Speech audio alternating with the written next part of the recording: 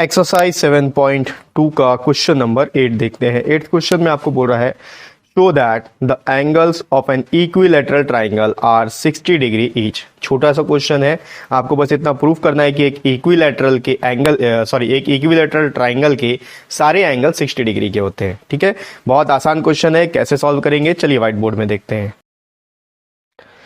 देखो क्वेश्चन बहुत ही सिंपल है। क्वेश्चन में आपको ये प्रूफ करना है कि एक इक्विलैटरल ट्राइंगल के तीनों एंगल 60 डिग्री के होते हैं। ये मान लो ट्राइंगल है ए बी सी, तो आपको प्रूफ करना है कि एंगल ए भी 60 डिग्री है, बी भी और सी भी।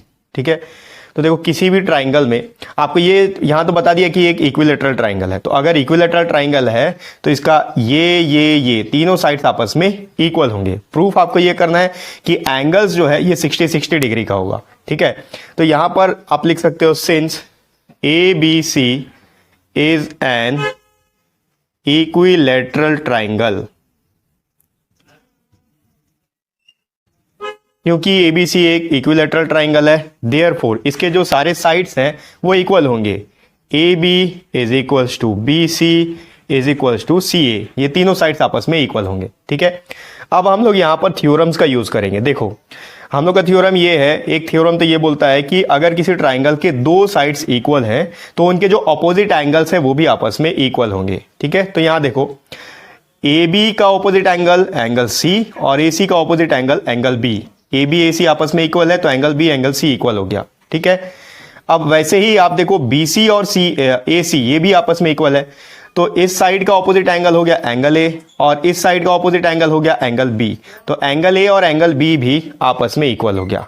ठीक है, इसके अलावा आप देखो एंगल सी और ए सी और ए बी, ठीक है वही चीज है, इस साइड को लेंगे तो ये दोनों एंगल आपस में इक्वल हो गए।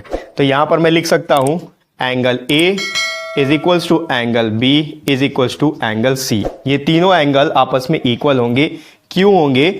Angles opposite to equal sides are equal.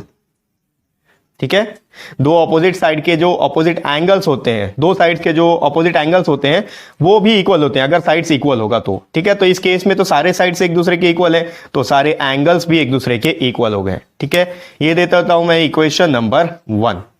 अब हम लोग इस ट्राइंगल में यूज करेंगे angle sum property of triangle. Angle sum property of triangle क्या बोलता है?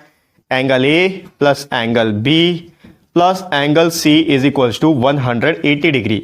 किसी भी ट्राइंगल के तीनों एंगल का जो सम होता है वो 180 डिग्री होता है। ठीक है, तो अब यहां पर देखो मैं एंगल ए को एंगल बी भी लिख सकता हूं, एंगल सी भी लिख सकता हूं, वैसे ही एंगल बी को भी एंगल ए लिख सकता हूं, एंगल सी लिख सकते हैं। एंगल सी को अपन एंगल ए एंगल बी लिख सकते हैं, कुछ भी लिख सकते हैं।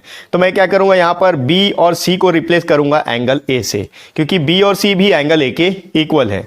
तो angle A plus angle A plus angle A is equals to 180 degree.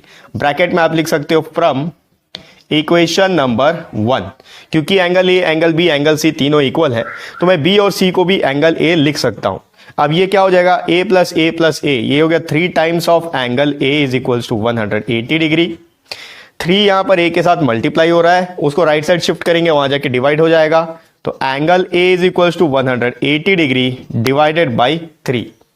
ये हो गया 3 1 जा 3, 3 6 जा 18, 3 0 जा 0, 60 डिग्री। एंगल ए का मेजरमेंट आ गया 60 डिग्री। तो अगर ये एंगल 60 डिग्री है तो आप देखो according to equation number 1 angle A angle B और एंगल सी तीनों इक्वल है, तो ये भी 60 डिग्री का हो गया और ये भी 60 डिग्री का हो गया। प्रूफ्ड। ठीक है, तो ये हो गया एक्सरसाइज 7.2 का 8th क्वेश्चन और ये इस एक्सरसाइज का लास्ट क्वेश्चन भी है। इसी के साथ ये एक्सरसाइज यहां पर कंप्लीट हो चुका है। नेक्स्ट वीडियो से अपन आगे का पोर्शन देखेंगे।